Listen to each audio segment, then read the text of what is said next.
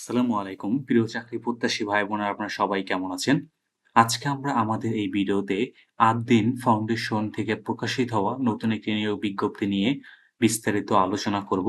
আপনি এই ভিডিওর মাধ্যমে জানতে পারবেন আপনি কিভাবে আবেদন করবেন, আবেদন করার শিক্ষাগত যোগ্যতা, সমস্ত বিষয় A to Z আপনি এই ভিডিওর মাধ্যমে জানতে পারবেন।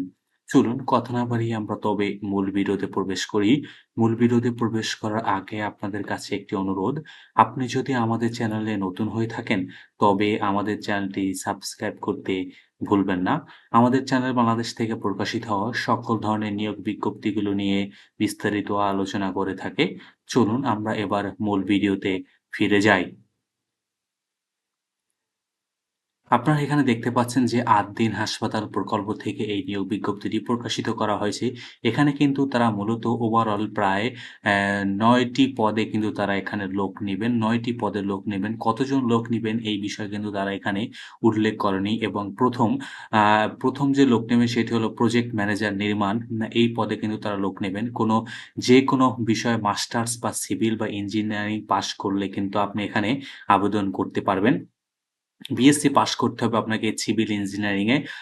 তাহলে আপনি এখানে আবেদন করতে পারবেন। সংশ্লিষ্ট কাজে কিন্তু আপনাকে ১০ বছরের বাস্তব অভিজ্ঞতা থাকতে হবে এবং তারা এখানে বেতন নির্ধারণ করেছে ৳৬০,০০০ থেকে ৳৭০,০০০ তারা এখানে বেতন নির্ধারণ করেছে। এরপর ২য় পদ হলো প্রজেক্ট ইঞ্জিনিয়ার। প্রজেক্ট ইঞ্জিনিয়ার পদে তারা কিন্তু কতজন লোক নিবেন এই বিষয়ে তারা উল্লেখ করেনি।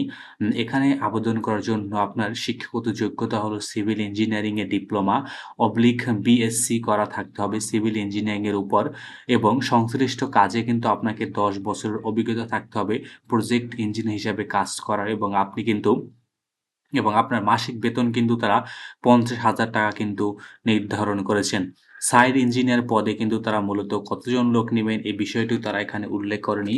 তবে সিভিল ইঞ্জিনিয়ারিং এ ডিপ্লোমা পাস করতে হবে আপনাকে এবং সাইট ইঞ্জিনিয়ার হিসেবে কাজ করার আপনার কিন্তু ৫ বছরের অভিজ্ঞতা থাকতে হবে এবং বেতন তারা এখানে ৳৩৫,০০০ নির্ধারণ করেছেন।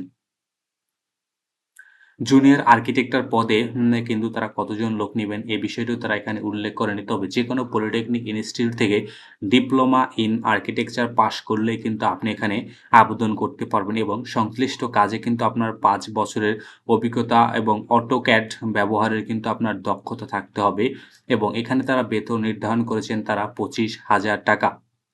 এর পরবর্তী পদ হল হিসাব কর্মকর্তা। হিসাব কর্মকর্তা হিসেবে আবেদন করার জন্য আপনার কিন্তু অবশ্যই এমবিএ, এম.কম অথবা এমবিএস পাস হতে হবে এবং সংশ্লিষ্ট বিষয় মানে হিসাব কর্মকর্তা হিসেবে কাজ করার জন্য কিন্তু আপনার ৩ বছরের অভিজ্ঞতা, পাশাপাশি কিন্তু কম্পিউটার চালনায় কিন্তু আপনাকে পারদর্শী হতে হবে এবং এখানে কিন্তু তারা বেতন নির্ধারণ করেছেন ৳২৫,০০০।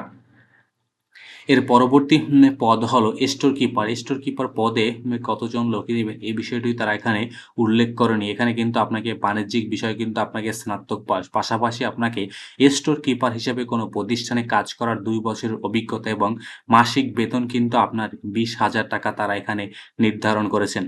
এবং নির্মাণ সুপারভাইজার পদে তারা কিন্তু এখানে আবেদন করার জন্য আপনার ন্যূনতম এইচএসসি পাস, পাশাপাশি কিন্তু আপনাকে সংশ্লিষ্ট কাজে ৫ বছরের অভিজ্ঞতা থাকতে হবে এবং মাসিক বেতন তারা এখানে কিন্তু ৳২৫,০০০ নির্ধারণ করেছেন মাসিক বেতন নির্মাণ সুপারভাইজার হিসেবে। উক্ত বেতনের সাথে আপনার কিন্তু প্রভিডেন্ট ফান্ড, গ্র্যাচুইটি, স্বাস্থ্য সুবিধা এবং শিক্ষা প্রণোদনা, উৎসব ভাতা ইত্যাদি ভাতাগুলো কিন্তু আপনি সুযোগ সুবিধা পেয়ে থাকবেন। চাকরির ধরন কিন্তু চাকরিটি সম্পূর্ণই এবং একদম পূর্ণকালীন একটি চাকরি। আপনারা যারা আবেদন করতে চান তারা কিন্তু এখানে ৫ জুন ২০২৬ এর ভিতরে আপনাদের আবেদন করতে হবে। আপনারা এখানে দেখতে পাচ্ছেন যে এপ্লাই অনলাইন লেখা আছে। প্রত্যেকটি জবের সার্কুলার নিচেই কিন্তু আলাদা এপ্লাই অনলাইন লেখা আছে। আপনি এখানে ডিরেক্ট ক্লিক করলেই কিন্তু আপনি এখানে আবেদন করতে পারবেন এবং আমি এই পেজের লিঙ্কটা আসলে ডেসক্রিপশনে দিয়ে দেবো। আপনি এখান থেকে যেই বিষয়ে আবেদন করতে চান আপনি কিন্তু ডিরেক্টলি আবেদন করতে পারবেন। তো ধন্যবাদ আপনাদেরকে এতক্ষণ আমাদের সাথে থাকার জন্য। আর আপনারা এখনও যিনি আমাদের চ্যানেলটি সাবস্ক্রাইব করেননি, আমাদের চ্যানেলটি সাবস্ক্রাইব করতে ভুলবেন না।